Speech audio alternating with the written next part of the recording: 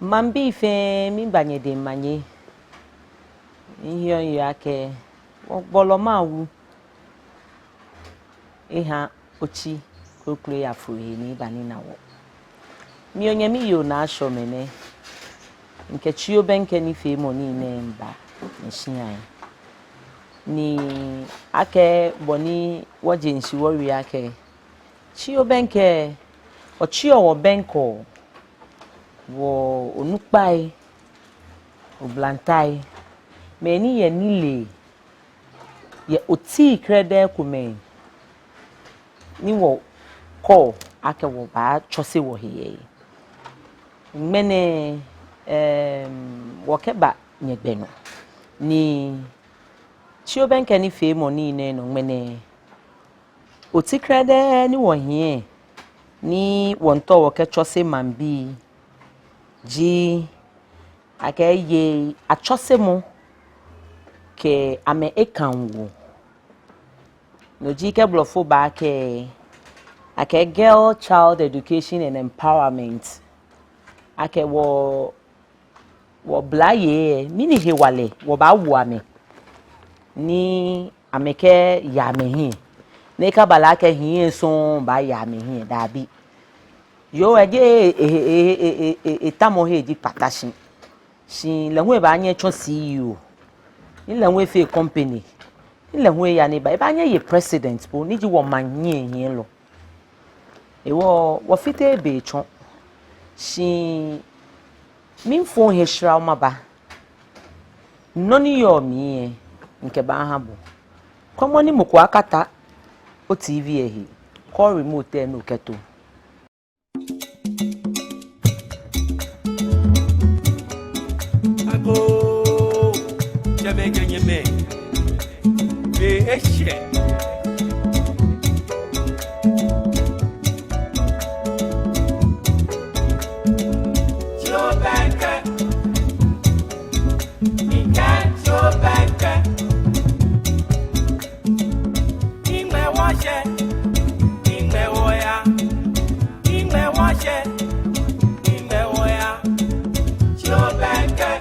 Mambi okwo se wo ba ni osumo ni wo fite be chon oba chi OBÄN ke wo mami niji na Koteitsoo Afrasomanso niji kenkren leji wo manye ni eyo asren Koteiman ni chuchu ne hoe efita kuko na achọ amepiak noji Public Interest and Accountability Committee nile no nweka na Koteitsoo Foundation amenoji ameba chose amewoye ekan akashi ambanya amefe ni BP ewo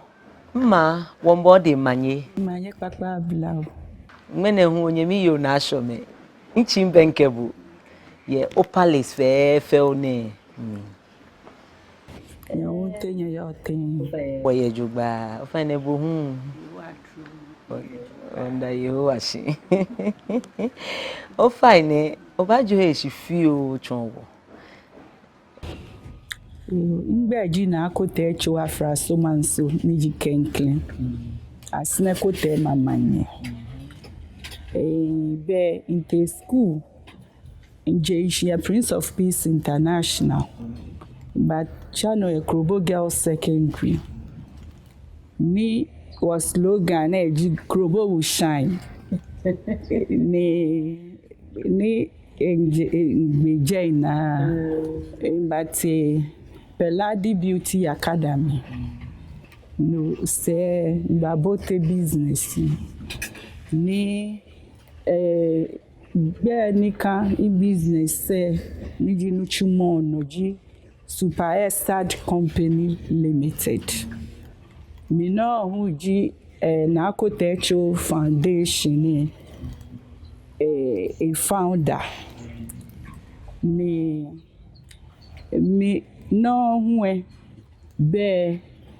minke gbese manye woni wokwo gafe manye se biane ni eko nke ma yue no miye me na je Ghana fe na ke create women situation room na cha me eminent women of Ghana lawyers judges ke ni bi ye engineers ke ni na GF no mi poe wo mami na ni bi ana actually high court judge ni ile nwe shi no ni wote neke ni na chowo na kaime fe ake eminent women of Ghana ni shi ye pawenu ni jimanye ni fe pa anyo ni wake create women situation room na kekwe 2016 elections imi na jimanye mana dolo ye Jimmy Carter Center ya Atlanta wo no mie international chief imam wote ni wa domoshie Ghana on human rights issues ye jeme mugo ba bia ke niji brofo ba ko private life ani o ye he fatalo o fine ye fatalo ye gbeke BP bi denche ya kelele ni wo ba ke wo ke bubo ni ke we shina ye bi ene ye BP infitahi na kan fine you o fine o ti krede ni woko ninu e wo mene wo chi wo benke bo eji ake blofo ba ke girl child education ni ke empowerment ni cho ake wo bi ye chosemo ke ame ekanwo edomoshike hamini you na shomo you adon mi pe boshiko we kemba ndamu ami ko menegbine ake obashiko momo ni no chamo hu ji mene hu loba o ada yi wa shin ake fe wodru mo ni menegbine egbelewo ni ke we shehe ni wo she ka ke girl child education ni chon akeshi be ye achosemo ame school ya mi ke ame here ya loji girl child education jo yo ake wo bi ye ame chosemo ka ame ekanwo ake ame hu ambanya ame ya ame here loji girl child education ke empowerment ni ji brofo ba ke yo wo ke wo ba bi hu ake neke je chose money di girl child education ne jemfe alo wo niji wo popa ne no niji wo Africa niji mendiji amane pe neke ni nuchumo ne ya no ye alo ejino ko ni jemfe ya no aja keke ma we chuchuko fi otomo me fi o pe ji me ni aha me neke hegbene shi biane ye jemfe me na kashi ni school ya ehia ni chuchukwa na ni etomo ye ele patashi ji ametamo he shi baby efo ka bua ke yo e patashi no shi no ko papa ko ye mi ni ke je le po enyo e da fe money po na la kele nu ni le pesa ni kaseni mi wo neke into ne ejinoko ni majinfe ame kefo ame hie ni awaye ko ni ame domo ame no aya ke bo ni yue mo ke ni woche kwaji agri ne yue be koe e ke ko chose nu chose mokome ni ko chose yo chose mamu aya ke yo e ba gbe fijiami e ba na bi le ke ba chose le e ba ya heko e ke ba chose e wo e jinoko ni e ye hefi ahi ni ke wo ba bi ekunwa ke wo bi ye be bi me yu ake yo bo fe bo no ba school wo han den che okoba tanu shi na shi bi aneke okwa ni bi ni ya no ekole wo mediji amanemi ni ekole wo na yo akeleji mahin yin lo shi main koma no kote majin koma no ona ke yo mahin yin lo ngene wo parliamentarians ke ni bi ne wa ye mi ewo ke wo ba bia ke ani ne ke chose mone amla lo ke hegbo mi ni no ni ji enyo wo ba sa wo bi hu ake mini ba oyi chomi ni oke cheneke foundation ne ni oke wa je ni ameke ya mehin shormeh you ado yemo bodo obi eke ne ke girl child education e gbejanu to to mo boni chuchu ko ni nke ake me na le no ko ni ese na mo shibi ane o na ke na inyanyo na bi school chu emi yi ko mi damo shi na fi how na fi ake fi o ne hie le ke ba kwa ke bona yu na kan ni no ko ba je bi le mi na fi na ke ese na mo pi mo ko nka se ka je no mo ko nka se wo no ko ni ya hie ni amla lo anwe ji echi hwe na ni ake ye ka me ya wo ni bi ami a cho se ye na me do mo shi ame na ni no aja ke ye fo ye jiwo ni fe kanoko ni ba ni vepi ko ye na ba ke abi yo mo ni traka ya into caucus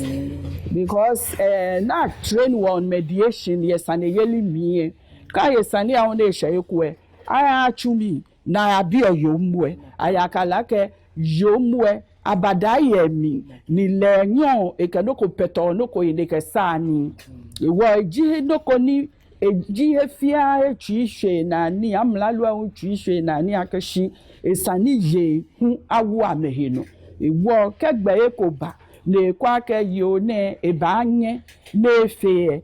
enyo ekeyo ewu ojen ke hani ewa ni maya no ni kama yue chuchu kokoba akwe to moboni nko bele hi so na ni ka ke aya parliament afi ne ke hi so shi biane ye enwe wo amehiru ni ye ya shi no ko me pedika fie ye na kan twi sale ni ba na me ka me hin afo he ni amedomo no ji eko ya moko ya ni ke fe ne ya ne fe to mo nu ko ngbele tali ese fi ope keke ha ake ni ne la ba jami ni le ne no mesa ni woko wojo mo fun no iwo beni me ko me na me ka me jomo efon no na me sheje na me yeje na kan no bo no yo se kokko jomo efon ne ke ma je ni bia no shi no ni nyumo ke wo mi no ba ha na ejepo no ke wa ma sa no domo shi ni ofi iwo da na yue mo ko be ni yu ni ke na platform ni ke ye yu oji ye nyombo bonyo ojugba no ko papa yin mi le wo ke ona hegbe ni oya domoshi ke yue mokolo ke no ko fe mo jemo mi fe no chuni ojugba bena fe ni hinuwe ni oje le ko le ba gbo ta le se bena fe ni to we intimidate bo le ani o fe basa no kaya na ke o ba yan fe iwo ye he wale ko ye wo mi ni isani wa wo hi ni boni ni e kashi yen school wa ya bena fe ni wa sheshon ewo no fe ka fe mie neke in foundation ni NAA KOTEITSOO foundation kwa ni nke yen fo shinke neke maje ni bi ne ke ni hewo nke odabi neke no ko heba ahia ni mamomo ame bibi niji catch them young ni macho si ame inka messages ko me ba ha me na me ka lebo ni ba fe na me ka domo ame na ni no iwo imba mbu obla ya na ya schools if your programs keni mi ka chosi ame ye ni bi ashikamo no ni foundation no hwe wo moto ni wo yin eji we inspire educate to aspire koke bagami ni chon akeshi wo meka ni wo chosi ame bena fe na meshe heko papa ameshe heni ka me ba ya hie ya me wala shinemi wo ni fe foundation be many ame benoko mi ni less privilege gbeke bi ni noji ona gbeke kwako mene noko papa ye mi shi te fi ote ne na fi ne ko ifon no ni ke school ya kolo bona ya lele ba ya ni noko ya no iwo ne ke me gbeke bi ne ame hu ke wa moko foundation ko ni wa me agbene awun sign ni amehu amele amehin egbe amehu foundation ko ame ke ye meji ni onake ewa ni eko ya ni bi po ko ame ni eli wa keni ewo eshobe po no nake na yomoko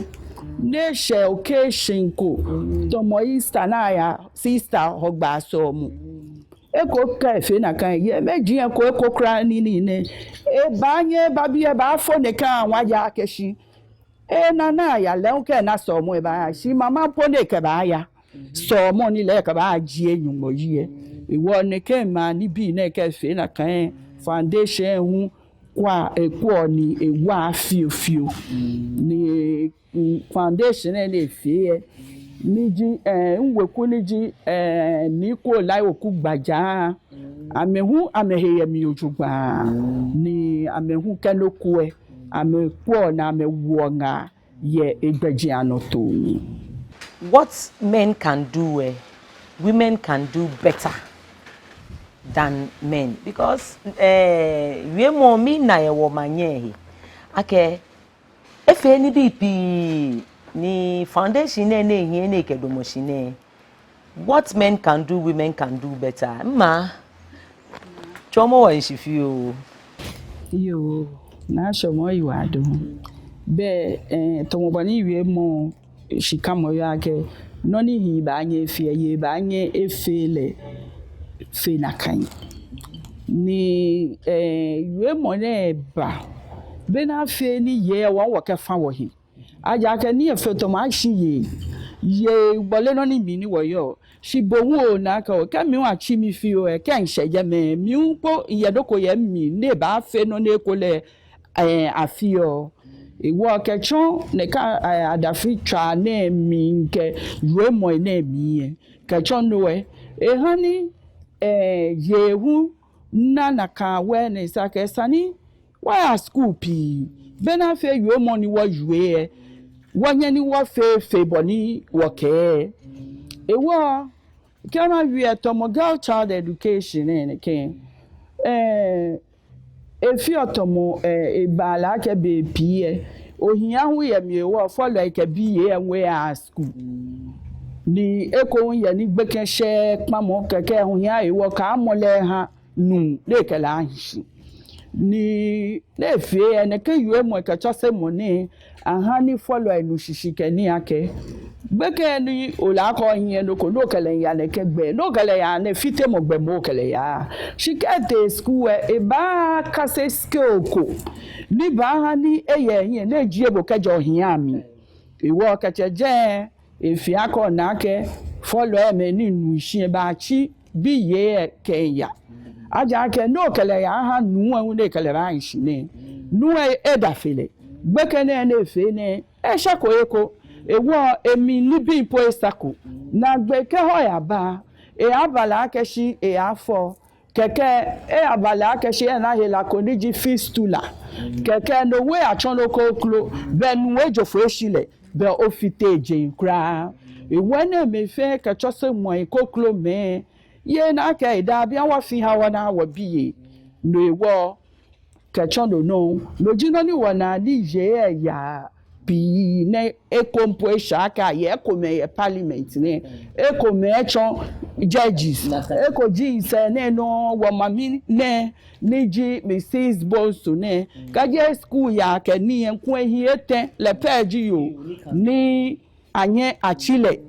ni lehu eshino na ya ne ni chuchukwe ye school ya bele no ni ji ewo ani manye me den cheka wo bo manya na bo ake o ceremonial head ku ole no konoko ka ke ba no ba yue den che ole no ya yue shi ne school ya boy mi ba bia ne manye me ni ke ba be na mie amele ameshidoma ame left and right I can't go out to here but program eko America nefe over 60 countries blofome no ni jikeni ewa na mie abiaka ni wo na manye me magazine na la mi le ba anye wi wo benimi ni akeji mi katala ze ke nga ni baba mi ma open presentation jen fe din ajake tomono ni mi abakwemu ni anokwa yewa we hienya ni jouer ni la numwe ni ji president Jimmy Carter denche ni advisor anoko ni yoe ni fe ni yoe hami ni ake wakebo ba achuni aya ke school ya ba mi na mo Jimmy ni adomoje na ya shuwe nke manfe hie eko ji piak na kemite ne iya ko oil and gas school poi na aya ke oil and gas bejiano to ebi wa shi ni nke ma fe na kemite sani no ne wa na kemite ma wo ba hi nyanke he ni nje hi nyan ni lele ni te ko ke ba she ni ne fe she ko ni fe ake oye women empowerment ye tomobo ni nchonye ni yue eko kote no ko fe mo program ko ni tie oblayo eke ine te chumo mebo ene hi ani chumo shile ne ke ba fe lele ne ke womi ne fe mene elu chumo ji best nu chumo ko ye na kan akwan hie mi ewo ka women empowerment ni bona achon na ke ni wo be mogola ke no na achon ni hi ani chumo na yo ba anye fe shi enye fe yo ake what men can do women can do better e wo bia ne wo parliament ye pmi ni efemi na pe ake joba domoshi ake wo man hi enye lo biko bfb shi wo ba chi wo benke wo manye ni e ha wo enagbe wi mu ni wo ke wo chi wo benke no chumo menene abanabe yo ya you are don na gbewe mo ni ma ju eji wo fe wo kwa wo he ojogba ye wo kura wo he wo sumo wo he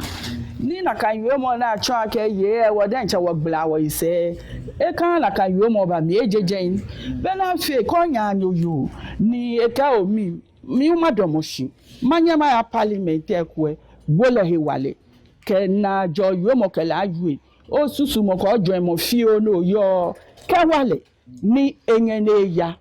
ke te mene bo na kan no ke ba anyo ya mo ko ba wabo ko no ya be na fe ni wo ya fa ye parliament ni kan no ko ni ji ye asane kuwe won wona na don lo ni ba nya juwe ha wo ni agbene huwe wo bi a school ya hia mo fia mo akefon enu akeko ya ko school e ko dampo obi ba ya ka ke letter be ba kan ya bu iwo wo ha wo hia me school ya ha wo bi ye ni agbene huwe sumo wo he wo ke ko me fe mo afe wo de hia mo chu aja ke no mi wale yo bi ane ko kwa he ni bi e hye ne ka ko me fe mo be no ko papa ban ni agbene to ma yue keke no ni mokole keke ko ba fon manjira be yue no ko keke wo mokoye gbe yi keke ke na agbeba wo pa no me fe ni wo ya wo yin chose mo na ke ha ye hela na ne ba ye wo ko gbaji ano to efe wo forward den ojogba ye under running water wo ka wo den wo wa bi ke ni aso wo den kokon ni wo fofe sanitizers ne wo use ni agbene hu nose mask ne wo social distance say wo fe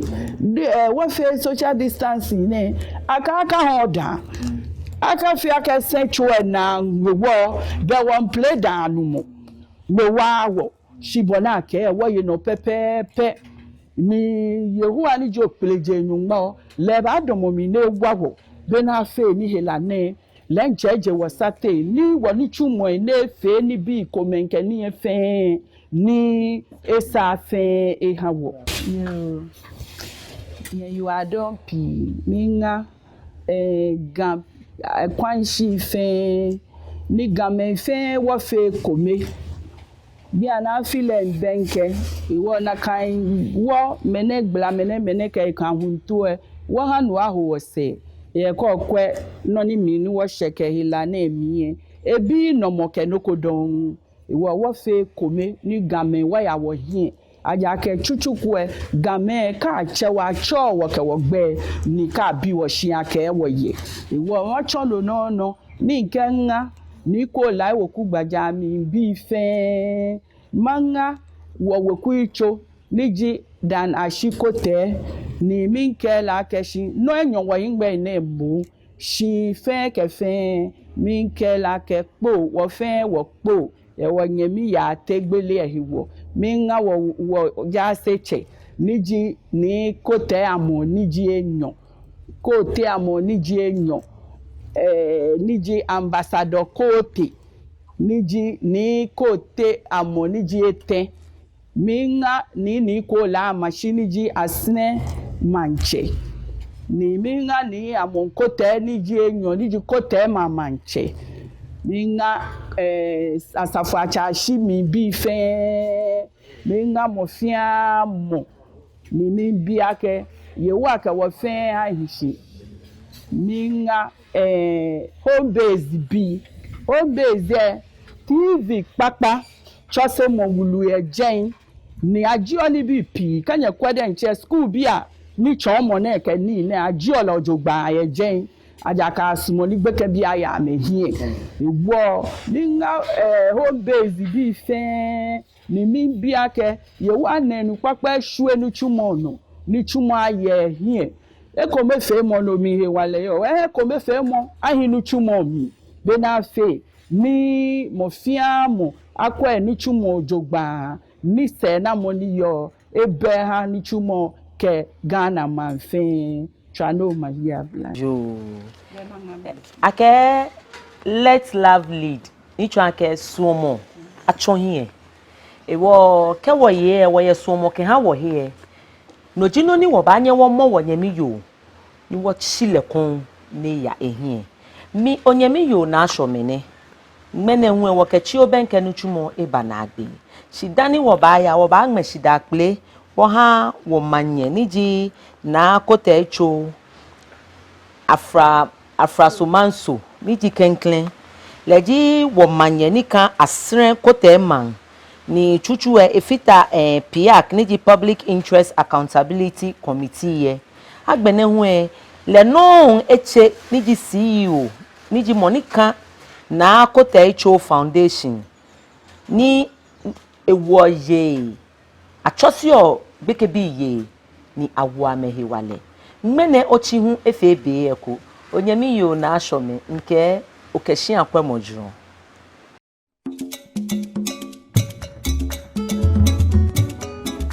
ago jebe genyeme be eshe